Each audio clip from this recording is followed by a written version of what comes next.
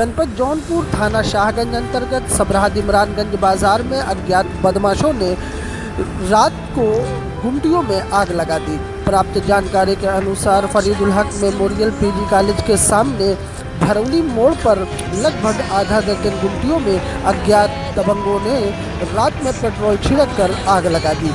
मामले की सूचना कोतवाली शाहगंज पुलिस को दी गई तो पुलिस ने मामले को दर्ज कर जांच शुरू कर दी है। आपको बताते चले कि लगभग 1 साल पहले इसी तरह किसी ने रात के समय में पेट्रोल छिड़क कर गुमटियों में आग लगा दी थी।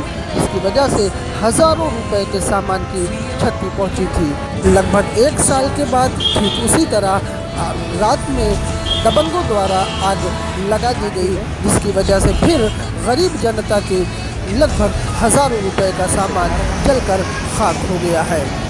वहीं सूचना पाकर मौके पर पहुंची पुलिस ने मामले को दर्ज कर तहकीकात शुरू कर दी है।